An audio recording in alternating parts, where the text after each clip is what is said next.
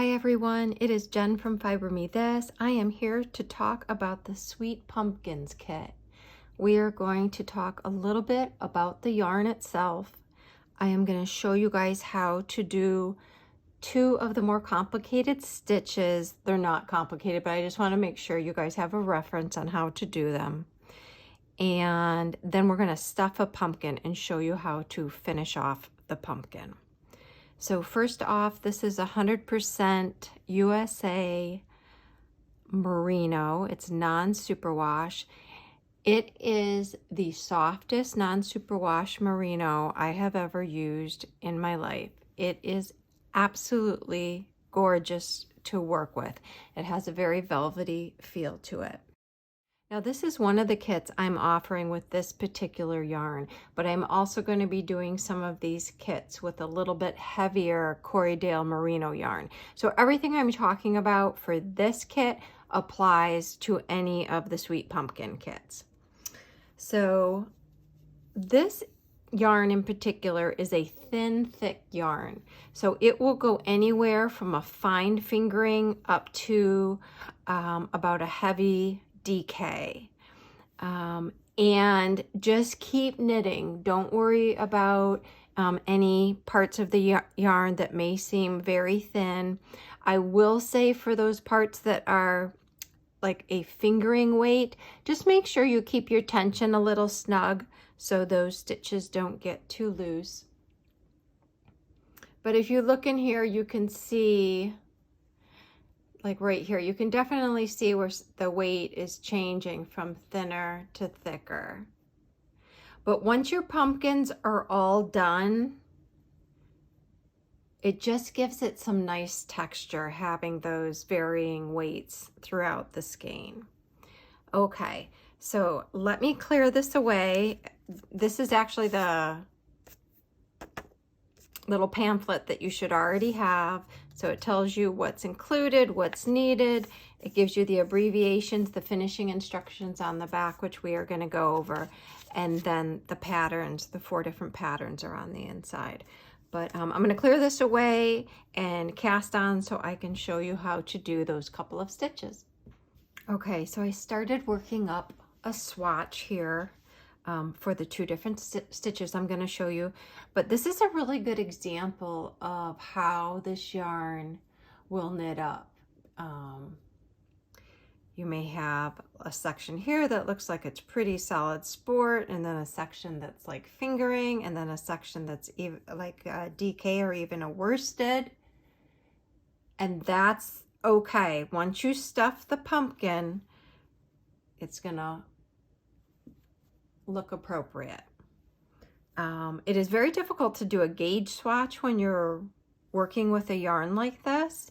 So my recommendation is to knit more on the snug side, especially again when you come to those sections of the yarn that are thinner. Okay, so I am going to show you guys how to do 2 stitches. In pattern number 1, we do these little twisted cables, and I had never done a cable like this, and it's super easy. So I want to show you how to do that.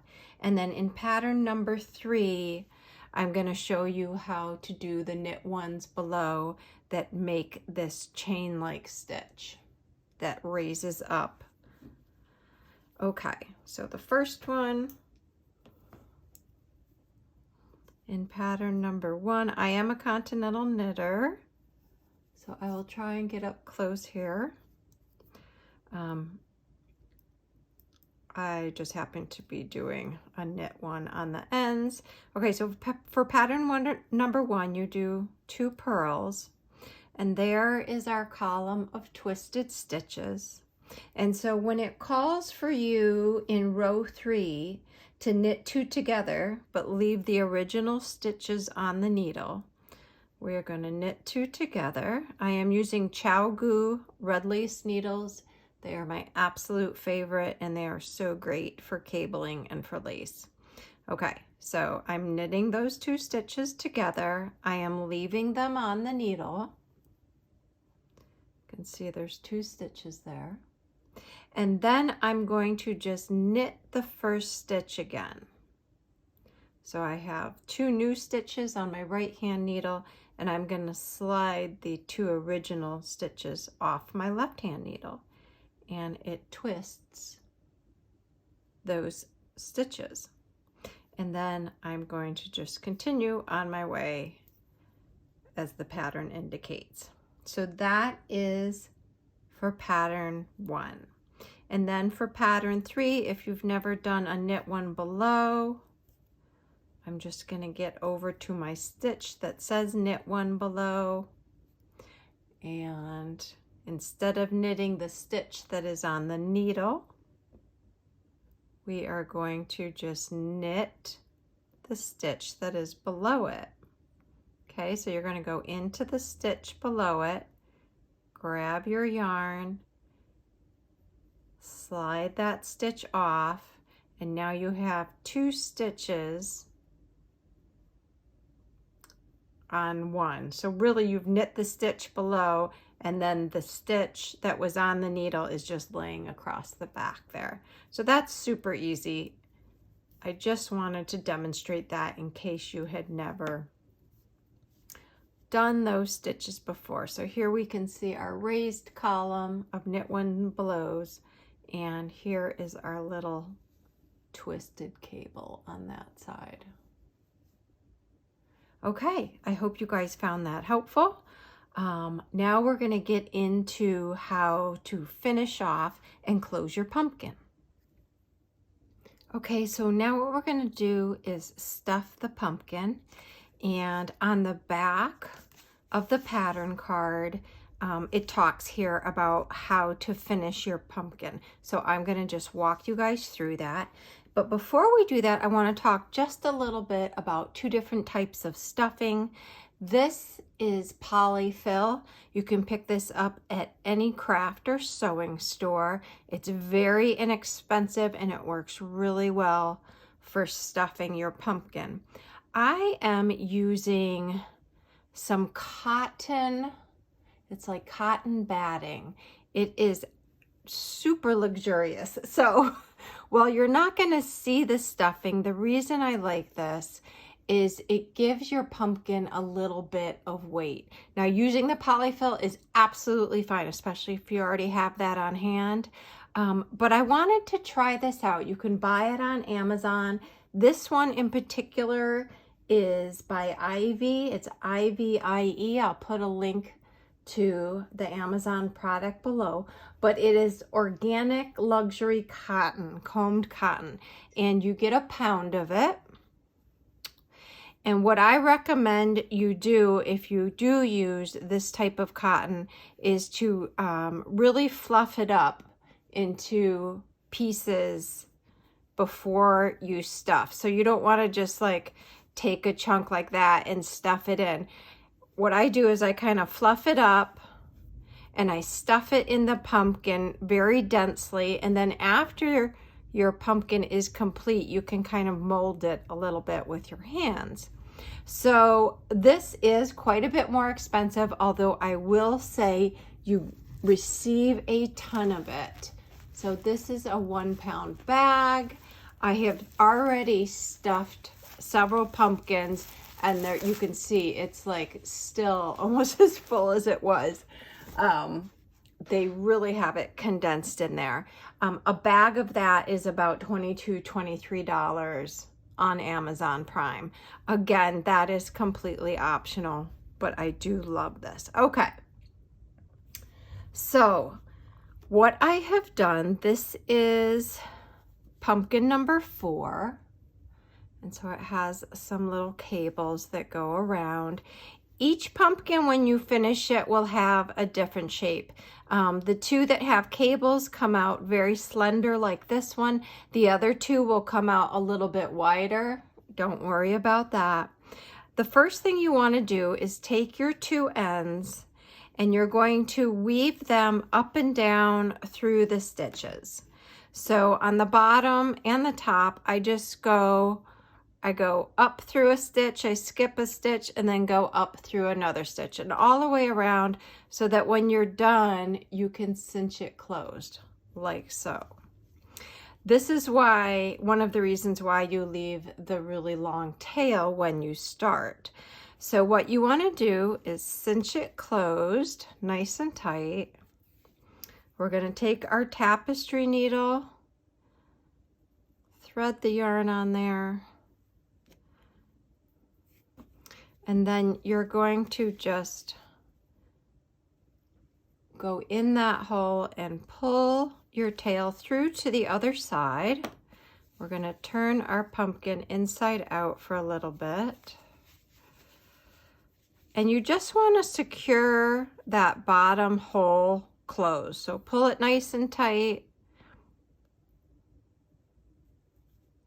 And then just go in and out a couple times. You're not going to really see this once our pumpkin is stuffed.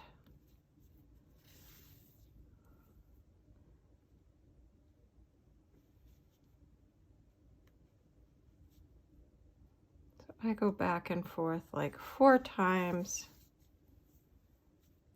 just really securely closing that up.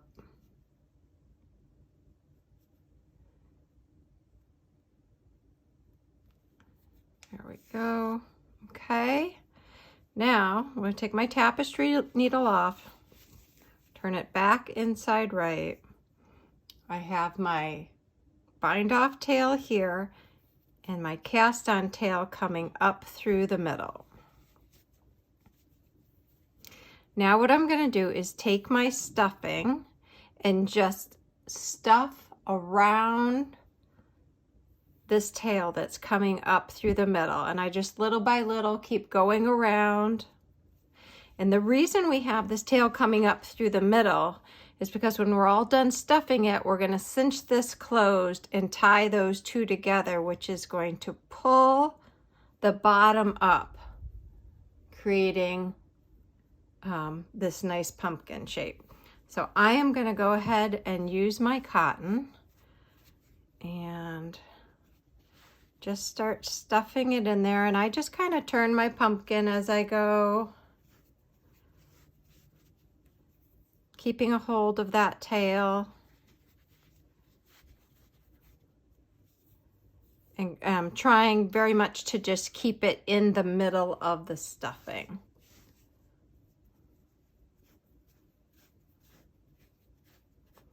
This stuff, I just absolutely love this. I've never used this prior to working with these pumpkins, but it is really lovely. And it could be just because it's a natural fiber and I'm so used to using wool as a natural fiber.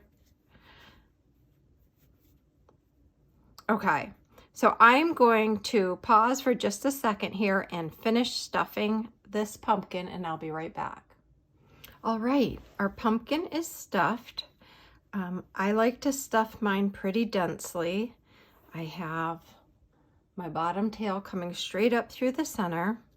I have a cinnamon stick here, so you'll receive 4 of these, 1 for each pumpkin pattern. And we are going to use that as our stem. So I am going to take my bind off tail that I again have woven through the top. I'm going to close that up. Now, if you have somebody else around, an extra set of hands is very, very helpful for this part. So you're going to take your stem and stick it in there. Now, I a couple times forgot to put my stem in before I closed it up. If you happen to do that, you can manipulate the yarn enough to wiggle it in there usually. Okay, so this is where you can use another set of hands. So you're going to push the center of the pumpkin down. Well, this is why it's helpful to have an extra set of hands. Okay.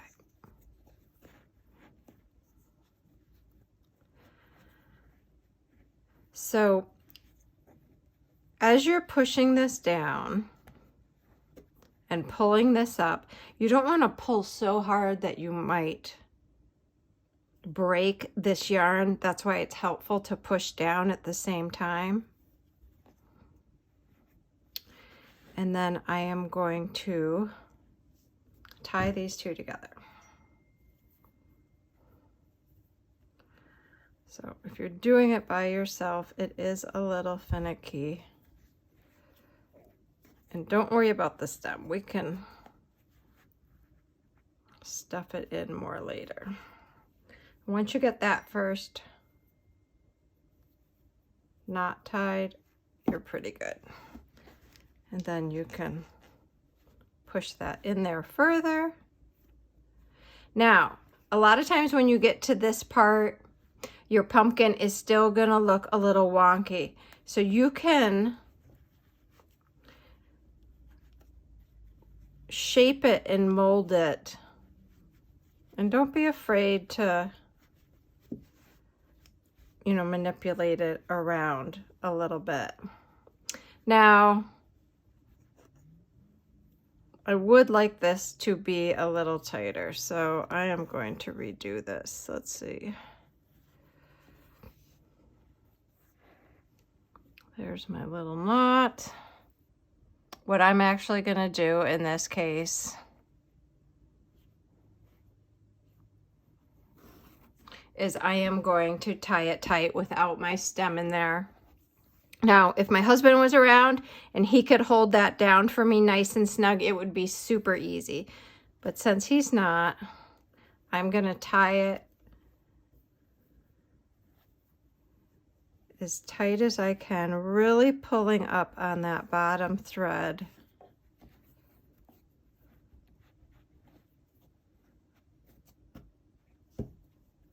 Got cotton fluff everywhere. And see if we can't get it a little tighter this way.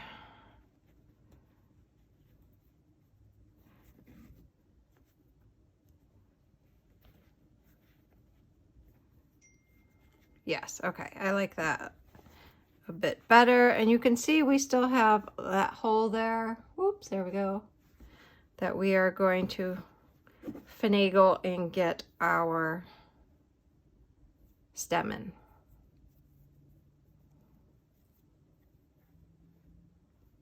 Okay, so I like the shape of that being a little bit more squat. And then I am going to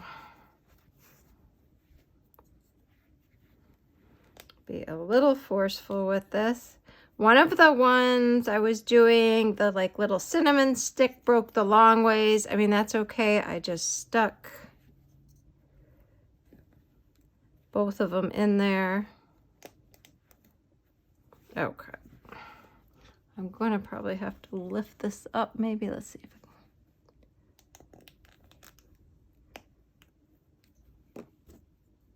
let's see if this guy's a little skinnier. So yeah, my suggestion would be to wait till you have another set of hands around. There we go. Just because it's a lot easier. However, once you get your cinnamon stick in, it's in there nice and snug. So I am going to just take these and pop them to the inside.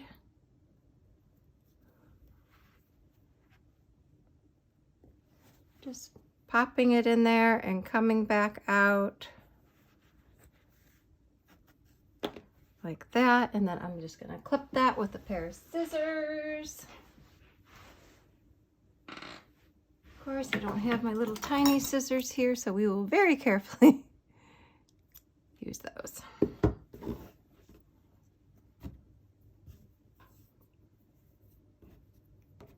And once you do your first one, you'll find the additional ones easier as you go. Of course, of the 4 that I did, this one was probably the most difficult, but that's because I'm on camera. And like I said, you can just kind of mold it and shape it. Obviously, pumpkins aren't perfect. You can also take your tapestry needle and put it inside your knitting stitches and kind of fluff it out that way as well.